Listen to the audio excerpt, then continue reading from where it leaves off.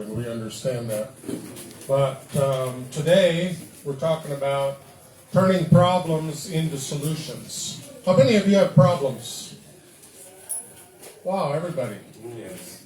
Now, would you like to have a solution for your problem? Of course. Everybody wants a solution. Now, for me, I'm going to go to the back of my paper. For you, it's number 10.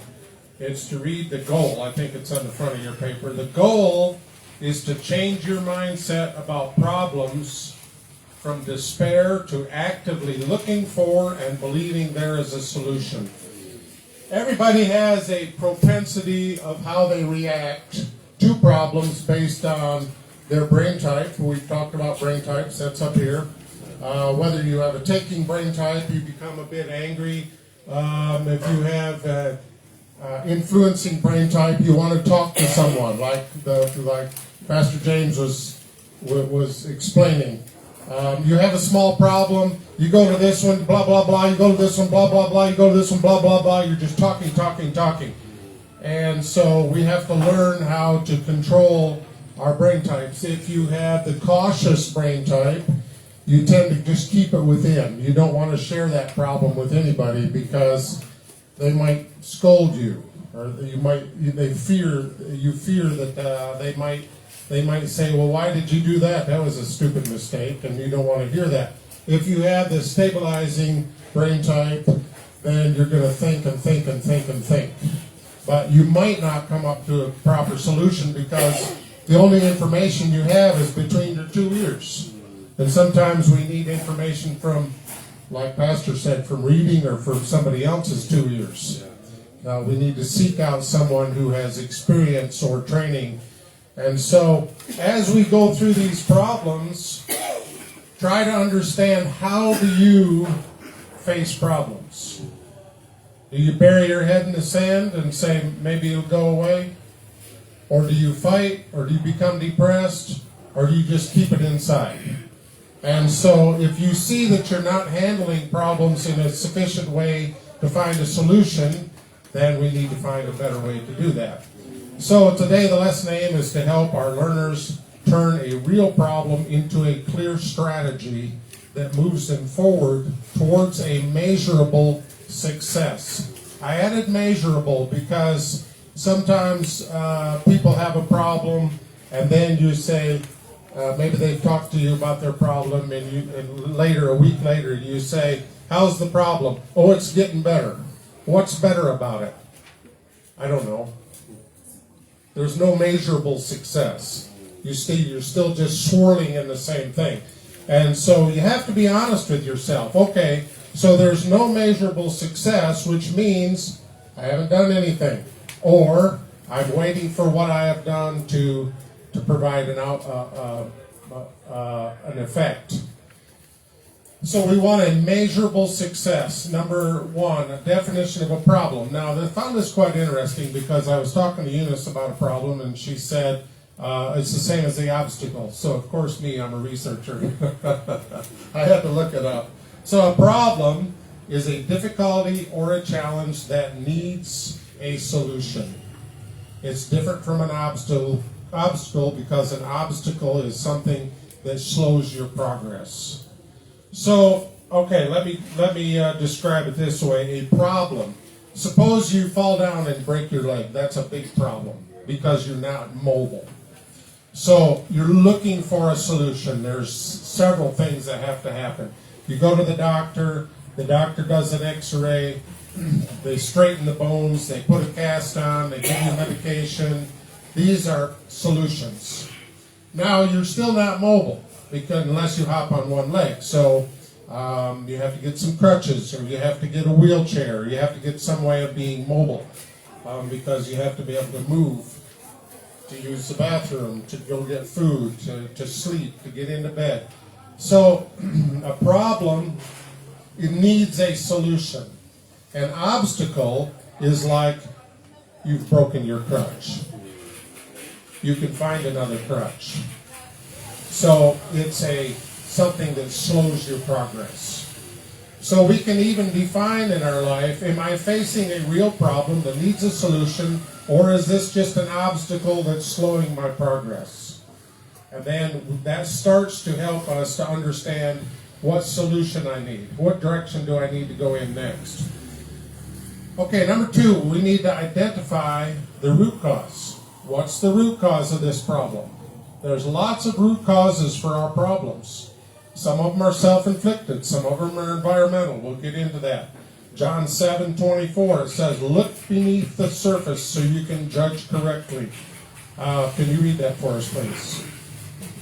Yohana 7:24. Basi msihukumu ya macho, bali fanyeni hukumu iliyo na haki. Okay, look beneath the surface. Some people say, judge not that you be not judged. That's only part of the judgment story. The other story is look beneath the surface so that you can judge correctly. So, okay, we have a child maybe, or a person in our home that's not thriving. It looks like maybe this child is in school. It looks like they're not putting forth much effort. You say, why are your grades so poor? And you say, why don't you study more? But instead of scolding them, if we would say, what's happening? I noticed that you've become a bit depressed. And they say, well, the teacher is accusing me of something that I haven't done. Well, why are they accusing me? My teacher doesn't like me. Why doesn't your teacher like you? I don't know. And maybe it boils down to sometimes if a student asks a question that the teacher doesn't have an answer for, they don't like that child because it makes them look bad. I have heard of students who have been accused of being gay, for instance.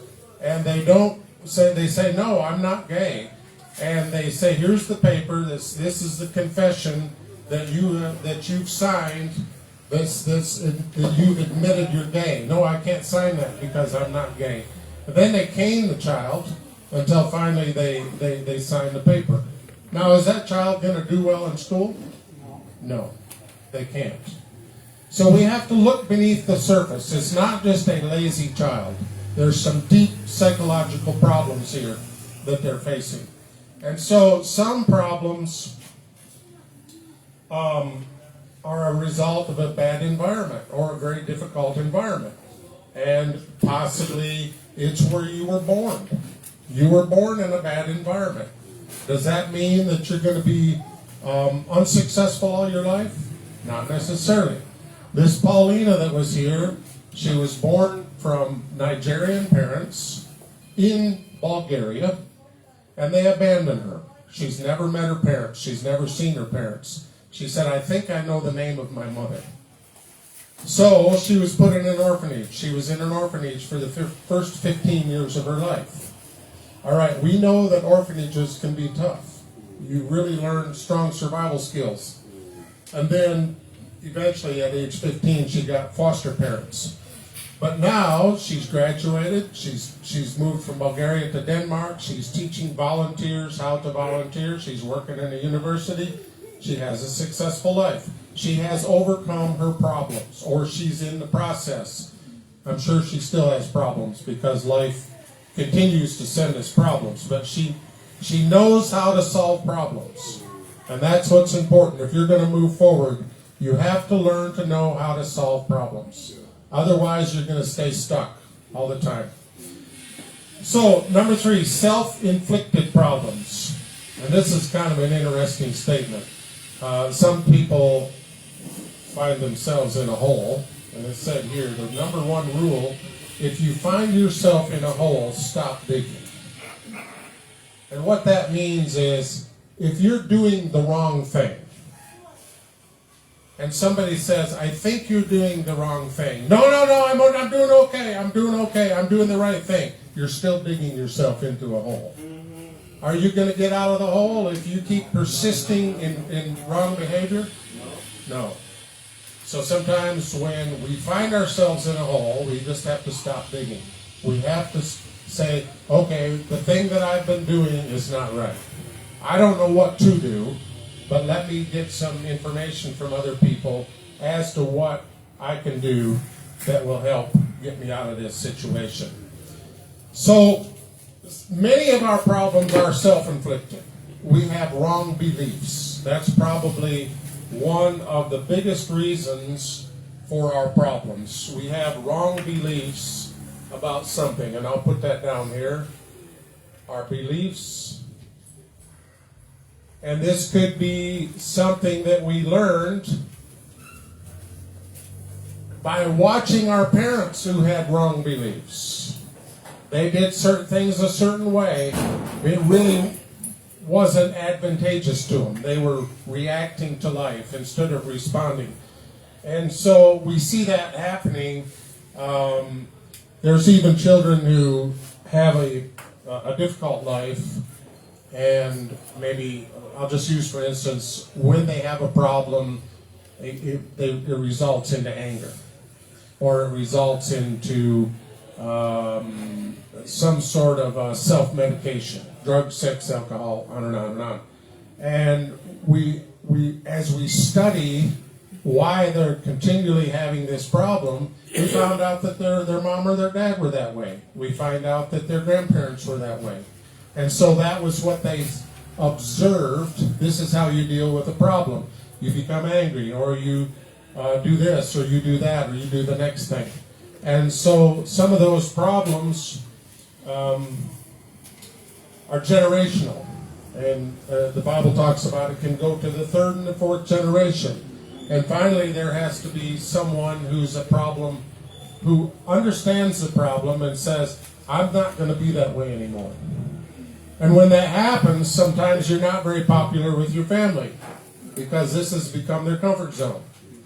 And so if you want to step out of your problems, sometimes you lose friends. You have to create new friends. You don't lose friends completely, but you just switch friends. The old friends have to go away. They don't want you anymore. And you find new friends that are hopefully better. It's a challenge, isn't it? Yeah, it's a big challenge. And you and I have faced that. I've come over here, and it's taken me, how many years? I started coming here in 2018, and it's 2026. So I've been here 8 years. Now I finally have a circle of friends for different reasons. You know, this friend is for this reason, this friend is for another. But it takes time. It takes a lot of time.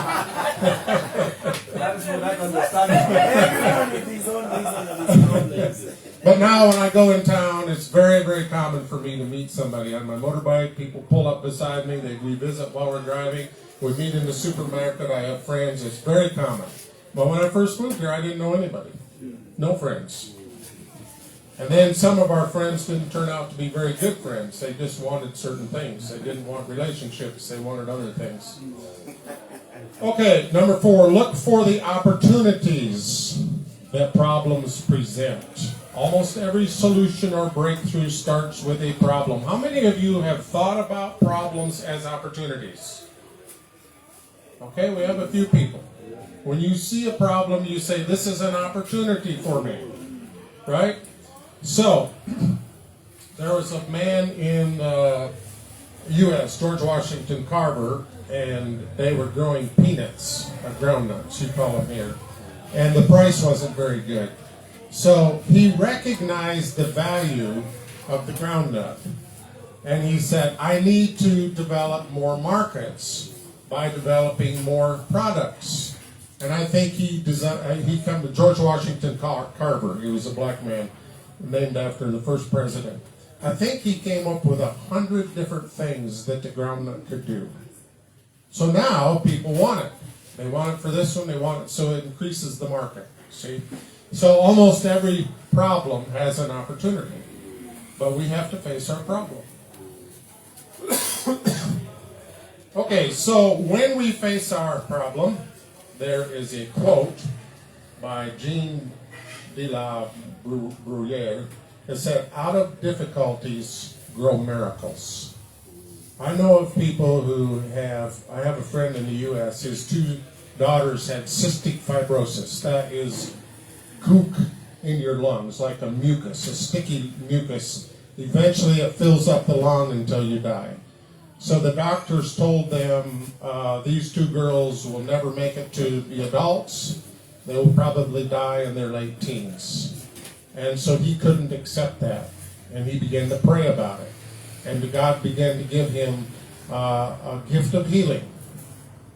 And now the oldest daughter has been married for 5 years. The youngest daughter is getting ready to get married. And their lung capacity is very good. And they have, out of that great difficulty has come a great gift. And now he's helping other people with other problems because God has given him the gift of healing. So would have he got the gift of healing without the problem? No. And would he be able to help other people if he didn't have learned to help his daughters? No. So you see, out of problems, miracles happen. And now we love the miracles. One example of that is in John chapter 2, verse 5 through 11. Jesus turns water into wine. Oh, you remember the problem? Yes. They were at the wedding, and they ran to the mother, and they said, "We're running out of wine. We're running out of wine. What do we do?" And she said, "Whatever he tells you." Jesus, whatever he tells you, do it. All right. So Jesus said, "Go borrow water pots and fill them full of water." And they said, okay, we'll do that. See, this takes a lot of faith. We're here where you're moving by faith and courage. So they filled all these water pots. He said, "Now dip it out and go serve it to the chief." Wow, what are we going to do? We're going to give him ordinary water? No, when he got there, it had turned into wine. Now that's the kind of solutions we like, isn't it? The miracles. When we ask God for a problem and we get a miracle. But that doesn't happen very often. And so we can't be upset with God because we don't get the miracle. So I call that one the solution by faith. We're looking for solutions today for our problems. That one's a solution by faith. B, in real life, overcoming a problem is usually a process. Example, you're diagnosed with sugar diabetes. How many of you know somebody that has sugar diabetes? I think everybody knows someone. All right? What's going to happen if you don't take care of that? You're going to have problems. Worse problems. So if you ignore one problem, you can have more problems. Now, you go to the doctor, you're looking for a solution, and the solution is to change your diet. One man told me in the U.S., I said, "Well, what can you eat?" He said, "Well, I'll tell you what I can't eat. I can't eat anything that's good." He said, "I just eat stuff that I don't want." He said, "I can't eat anything that's delicious anymore." All right. You have to start exercising. Eunice and I normally try to exercise a few times a week. We go for long walks. And it takes an effort. You got to get out of bed a little earlier. You got to get your clothes on. Get going. But I want to be mobile in my old age. And so I have to start now. Maybe you have money problems. A lot of people have money problems. That's a very common thing. And so a couple solutions for that problem. Maybe you either earn more or you spend less. That's kind of simple, isn't it? Earn more or spend less. Which one? So you can overcome your money problems. There's a statement that somebody said, and it made a lot of sense. He said it's not the high cost of living that gets people into problem, it's the cost of high living. It's not the high cost of living, it's the cost of high living. So when you live beyond your means, and that can happen. I could admire somebody's shoes and I say, "Oh, I need a pair of shoes like that." So I go and buy a pair of shoes like that, but then I can't pay my rent. So I've caused myself another problem. Okay, so that's a solution by diligence. We have to become diligent. We have to become diligent about what we eat, how we exercise, and by taking our medication. I was talking to my brother this morning. He had high blood pressure and ran out of the medication, and so he had to go take a doctor visit, which is good. We shouldn't just be able to go buy medication. Well, when he got there, they said, "Well, do you really need this medication?" They took his blood pressure, and it's 111 over 65. So it's very low. And I said, listen, you better take your medication by half. And he said, well, it's already a tiny, tiny pill. And I said, well, then take it every other day, because I know of a man, so one day he began to feel very, very faint. He didn't know what the problem was. He said, maybe I have malaria, maybe I don't know what the problem is. They went to the doctor and they took his blood pressure, and it was very low. He has taken too much blood pressure medication. So we have to monitor what's happening. We have to be aware. We can't just... and then the other thing is I think Eunice is more aware of this now, but it used to be, she didn't realize that medications had side effects. And so I always study. When somebody says, take this medication, then I check the side effects.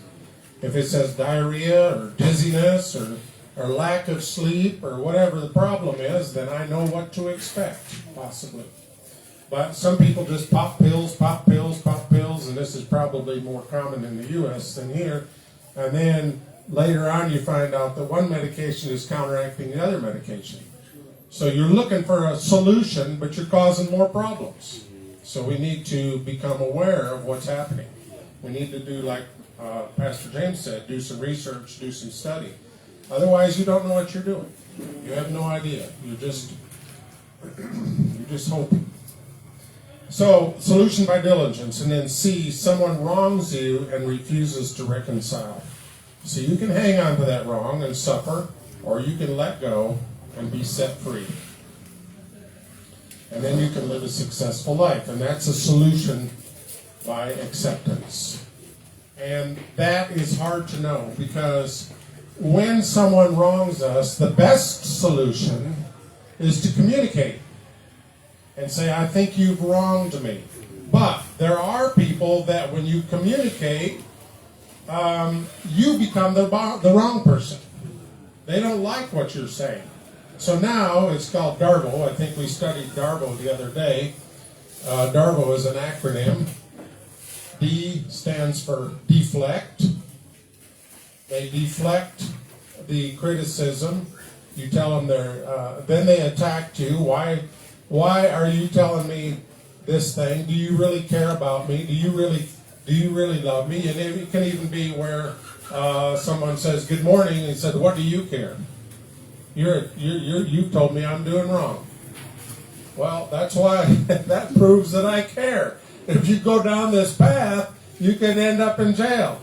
All right. So then RVO, DARVO, this is reverse the offender, the victim, and the offender. So suddenly, you have told them you've wronged me, and they reverse that, and now you've wronged them because you told them what they did wrong.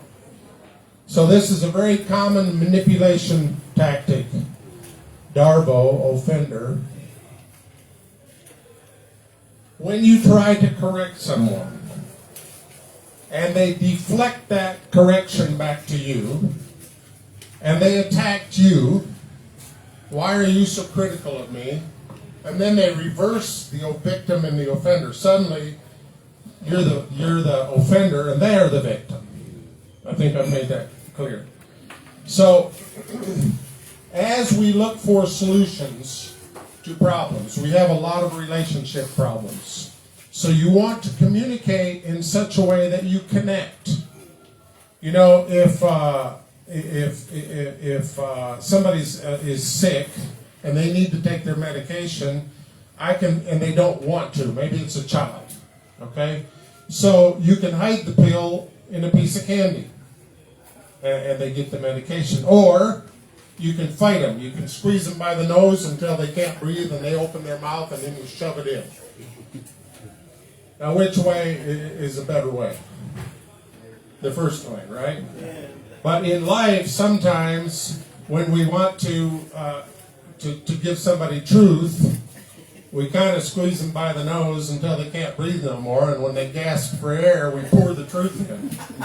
And are they gonna continue to come to us for solutions? No, not very likely. Now with an animal, sometimes that's the only way you can do it. You pinch their nose till they can't breathe, and then when they gasp, you throw the pill in there, trying to keep them from spitting it out. Shove it down their throat. I've done that many times. But with people, you have to be more careful.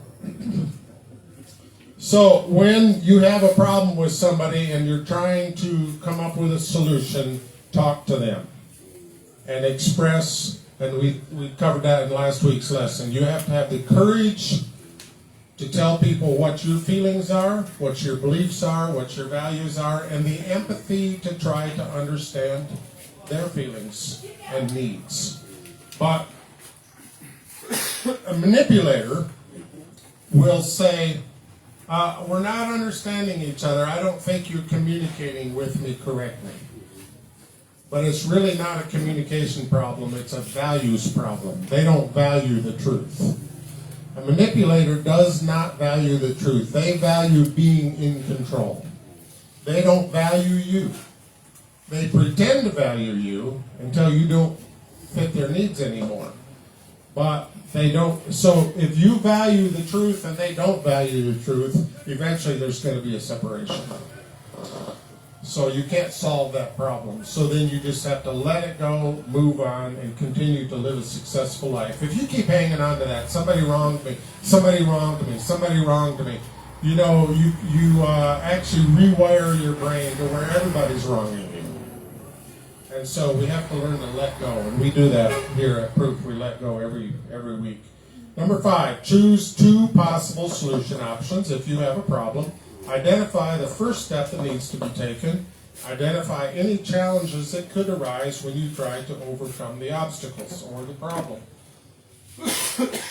So you've got a problem. Think about a problem in your mind now that you have personally. I want you to think about 2 possible solutions. You got one? Have you got 2? Here's 2 possible solutions. You probably got a problem that you don't have enough money to pay school fees. So one solution is somebody's going to give you the money out of the blue. Another solution is you're going to have to go to work and find the money. Now, what are the potential problems or potential obstacles of someone just giving you the money? It's never happened, has it? Or if it's happened, it's only once. It's only once. You will need next month. Yeah. And so now you have to create a steady income stream. And there are people who have wrong beliefs about that. They say, well, my dad has always given me my money. I don't know how to work. Or the missionary's always given me my money. But now my dad is gone or the missionary's gone. Now what do? I don't know what to do. So you have to come up with another solution. Point of introduction, sorry for that. That's it's a habit with the politician. Politician can help you once in a while. Yeah. You can only come repeatedly. Right. You say, I have other people to help. Okay, so this is the year of election, so this is a very good point. The politician will give you money once in a while, but you better invest that money because he's not going to come back next month. Exactly. When the election is over, there's no more money, is it? No, it's finished. They cut it off. Yeah. All right, so so one solution would be the politician's going to give you money, but that's not a long-term solution, is it? All right. So then we decide I need a long-term solution to satisfy this need. Some people, I don't know how to say this delicately, but they actually have to get hungry before they're willing to go to work.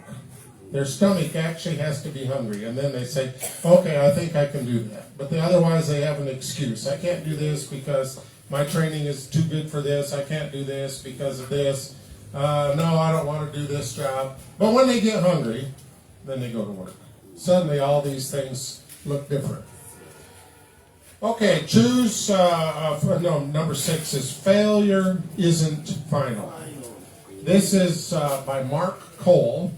And Mark Cole is taken over for John Maxwell. John Maxwell, I think, is 78 this year. And so John Maxwell has been helping this person to become the leader of Maxwell Enterprises for many years. So he had a vision, and that's what we want to do here at Proof. We want our trainers to train trainers. And our leadership team, I don't know what the menial age is, but it's somewhere around 60. So we've already discussed it. We've already said, look, what we're going to do is train younger people to take over for us. And that will allow us to do other things. But then, in the end, Proof Training continues on. So, Mark Cole has been through a lot. I've talked to him on the phone, and he's had a lot of challenges in his life. This is something that he wrote. Failure isn't final. I've learned this the hard way. Failure loses some of its power when you realize it does not have to define you. In other words, just because I failed, I'm not a failure. It doesn't define me. I don't take on the identity of a failure because I have failed. I have had seasons where failure felt final. Maybe he's gone through some very difficult times and it felt like this is the end of my life. It felt like the end of a dream, the end of a calling, the end of leadership, but it wasn't. It became a place where I learned. And that's what happens when we face problems. We learn. It became a place where I grew. It became a place where my perspective changed. Failure is painful, no question. But if we let it teach us, it can give us a return. That's why I never want to waste a failure. John Maxwell said he has listened to lots and lots and lots and lots of people who have problems. He said, I listen and I listen because I don't want to interrupt them. It's important that they tell me their story. Then he said at the end, I always ask them one question. And it relates to possibly wrong beliefs that they've had. He said, I ask them one question. At the end of all your problems, what did you learn? Did you learn anything? I think that's a very important question to ask ourselves if we have a problem. What did I learn? How many of you are having the exact same problem you had 20 years ago? Are you learning anything? No. And problems are going to be compounding. They're going to be more and more and more as you go along if you can't learn how to solve problems. Okay, number 7, facing impossible problems. And this came from the quote from the book Man's Search for Meaning by Viktor Frankl. Viktor Frankl was in several concentration camps. And those guards were trained to break people's spirits. I think his wife passed away, his brothers passed away. He was the only one who remained in that family. And so he was a psychologist before he went in, but then he continued to study that as he was in the concentration camp. He said, they took everything away from me. They took my clothes away. They took my food away, which took my health away. They took away my dignity. You know, a person walking around with no clothes on and skinny, that doesn't have much dignity. They took away my power of choice. But he said, I kept asking myself, is there anything that they can't take away from me? And he said, I discovered they can't take away my response.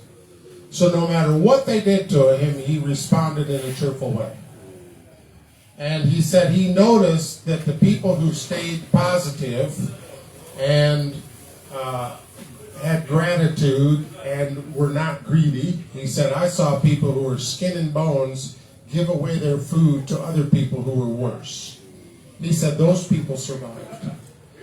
So he wrote a statement. It was taken from the Man's Search for Meaning by Viktor Frankl. Between stimulus and response, there is a space. So stimulus is something that happens to you. Response is how I react. So there's always a space between what happens to you and how I react. And he said, in that space, is our power to choose, our response. In our response lies our growth and our freedom.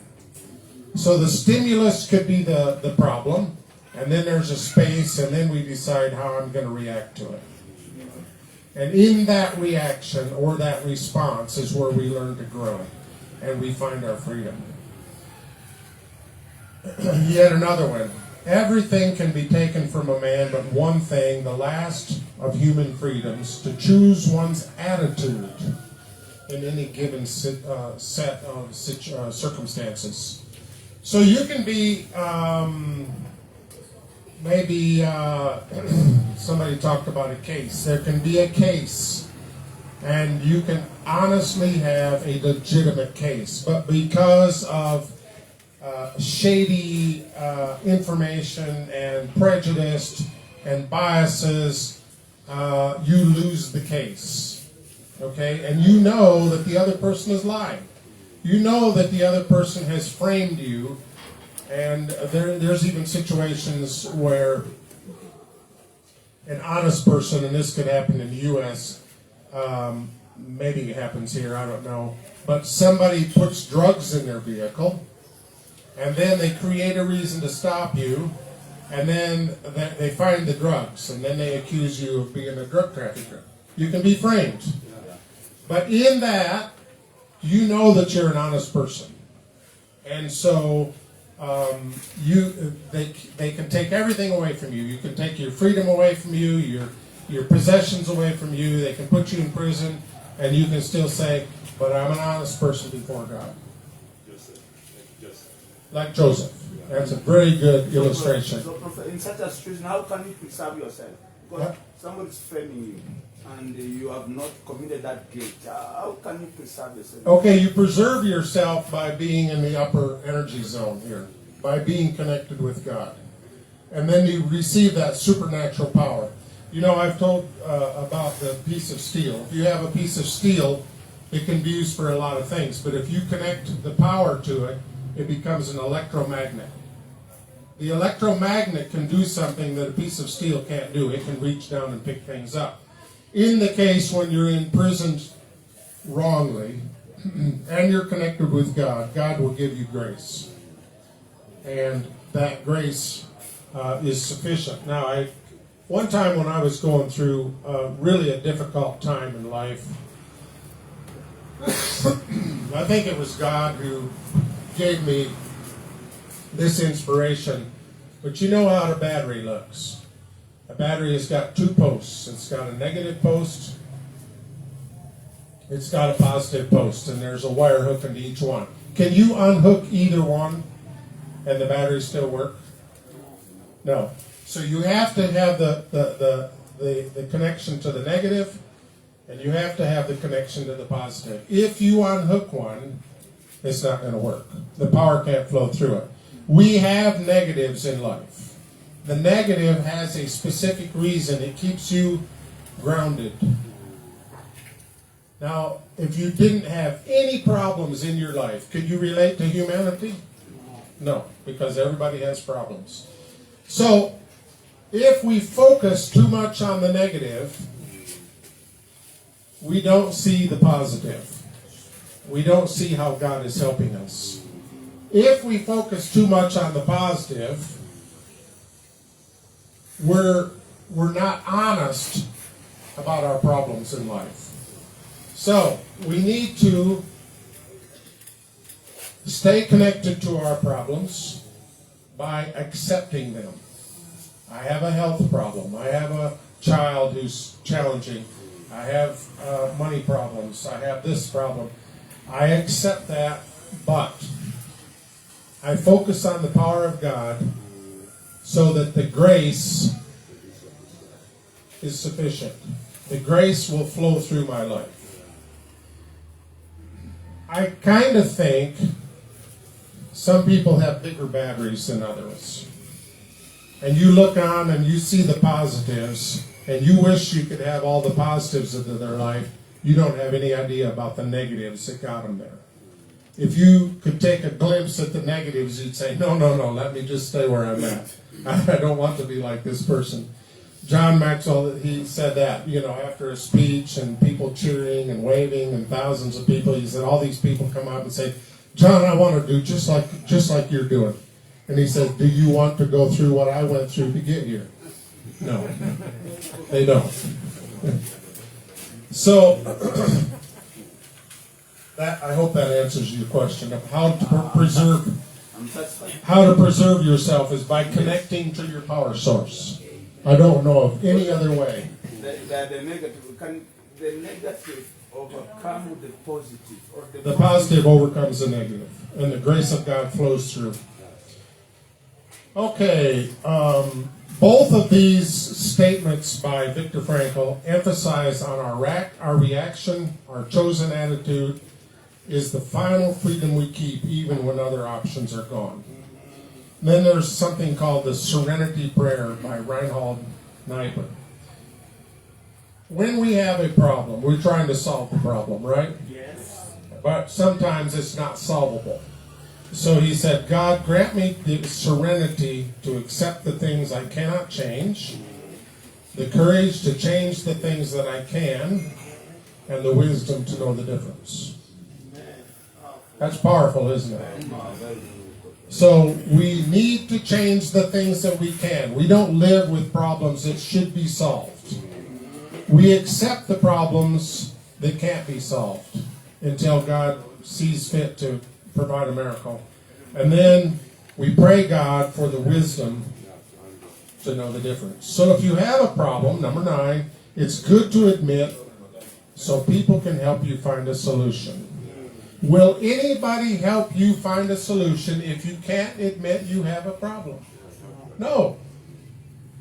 If you don't admit that you have a problem, there's no way anybody can help you find a solution. But what I've seen is if you say, look, I'm in a mess. Maybe it's by ignorance, maybe it's by lack of diligence, maybe it's by whatever it is. Can somebody help me with this? And there's people are always willing to help you. But as long as you're in the hole and you're still digging yourself down and you're not admitting that you got a problem, nobody's going to give you a ladder or a rope to come out of the hole. Because you wouldn't take it anyway. You need to be honest. That is probably one of the most important aspects of coming out of the survival paradigm into the paradigm of reason and integrity and into the spiritual paradigm is to say, I have a problem. God, I need help.